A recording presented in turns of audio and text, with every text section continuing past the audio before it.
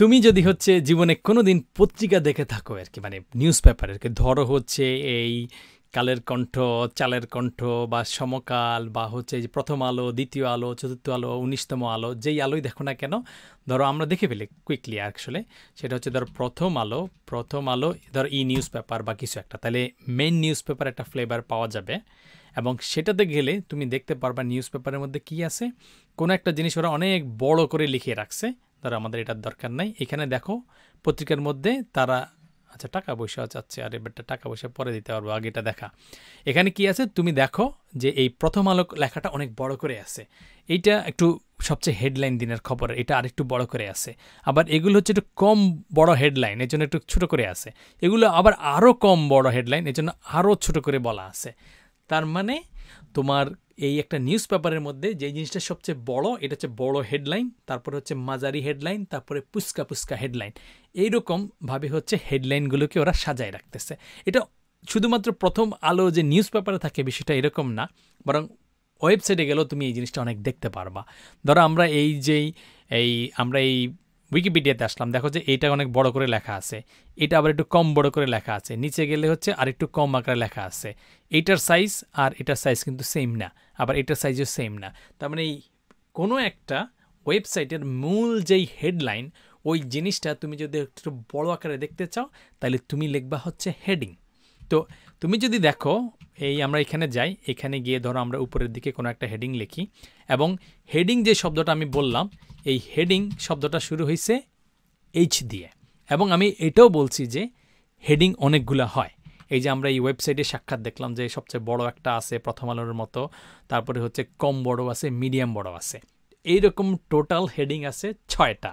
তো এই হেডিংয়ের ট্যাগটা সবচেয়ে বড় হেডারটা হচ্ছে H1। এই H1 ট্যাগটা লেখার জন্য ট্যাগটা শুরু হবে হচ্ছে লেস দেন দিয়ে, শেষ হবে হচ্ছে গ্রেটার দেন দিয়ে, এবং এর মধ্যে তুমি H1 এটা লিখে দিবা।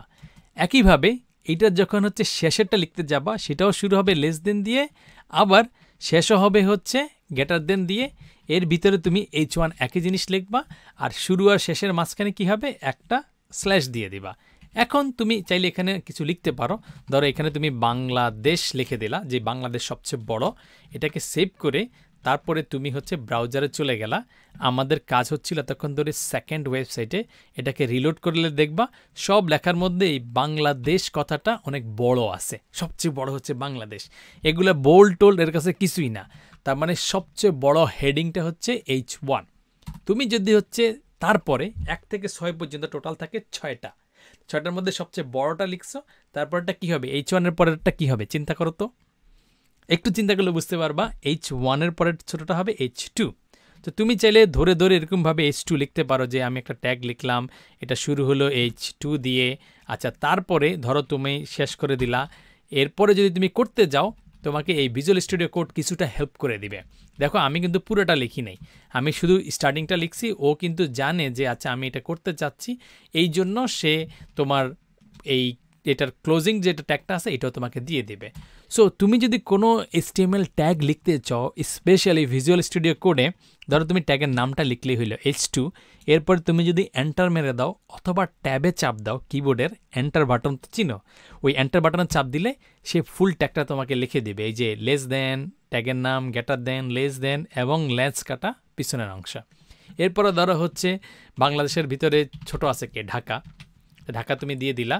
এইখানে এসে তুমি যদি রিলোড করো, তাহলে দেখবা এই ঢাকাটা বাংলাদেশের সমান না, কিন্তু একটু ছোট, আবার ওগুলো চেয়ে একটু বড়। সো ঢাকার মতো হচ্ছে পরে তুমি চাইলে একইভাবে তুমি আরও যে জিনিসগুলো আছে, ধরো আর বাকি যে ট্যাগগুলো আছে সেগুলো অ্যাড করতে পারো। টোটাল 6টা আমরা H1 H2 লিখছি। এরপরে কি হবে বলো, এবার তুমি বলো, আমি লিখি। এরপরে কি H3, আচ্ছা ঠিক আছে, ওকে H3 ট্যাব দিয়ে দিলাম। তারপর হচ্ছে ধরো গুলশান, তারপরে গুলশান বনানি, আবার জিগা, এইটা একটা গান ছিল না, না হলে ইউটিউবে গিয়ে দেখে নিও এক সময়। তো গুলশানের পরে তুমি এরপরে কি করবা, এরপরে হচ্ছে তুমি H3-র পরে ধরো তুমি H4 দিলা, যে আচ্ছা এর সাথে ছোটো কি, ধরো বনানি, তারপরে হচ্ছে বাড্ডা, হাবিজাবি, H5 দিলা, ধরো হচ্ছে এইটা হচ্ছে বাড্ডা, তারপরে হচ্ছে লাস্টে হচ্ছে কি বাড্ডা মামার দোকান বা কিছু একটা মামার দোকান। মানে তুমি কি করলা, অনেকগুলা হেডিং লিখে দিলা। এখন তোমার ওভারঅল জিনিসটা এখনো মিনিংফুল হচ্ছে না, কিছুক্ষণ পরে মিনিং হবে যখন আমরা হচ্ছে থার্ড মডিউলে যাব, তখন আমরা ফুল একটা ওয়েবসাইট যখন বানাবো তখন এই জিনিসগুলো আসলে কোথায় কোনটা কেন বসাচ্ছি ওইটা মিনিংফুল হবে। এখন আমরা দেখতেছি আসলে কি কি দিয়ে কি কি করা সম্ভব সেই জিনিসগুলো দেখার চেষ্টা করতেছি। তো এখন আমরা এই পুরোটাকে সেভ করে যদি এই জায়গাটায় রিলোড করি তাইলে দেখবা যে এই যে কীভাবে বড় থেকে ছোট হয়ে যাচ্ছে। তার মানে সবচেয়ে বড় যদি লাগে H1 বসাই দিলা, এটা H2 বসাইলা, H3, H4, H5, H6 একটু একটু একটু করে ছোট হয়ে আসতেছে। তো এই ভিডিওতে আমরা যেটা বুঝছি যে হেডিং বা বড় কিছু ওয়েবসাইটে দেখাইতে গেলে হচ্ছে মানে হেডিং শুরু হয় হচ্ছে H দিয়ে, ওটা ইউজ করে। এবং যেহেতু টোটাল 6টা আছে, H1, H2, H3, H4, H5, H6, এই হচ্ছে টোটাল 6টা। সো এই ভিডিওতে আপাতত এইটুকুই থাকলো। এই ভিডিওর পরে হচ্ছে আমি তোমাকে 2টা কোশ্চেন করব, ওই 2টা কোশ্চেন শেষ হয়ে গেলেই দেখা হবে নেক্সট ভিডিওতে।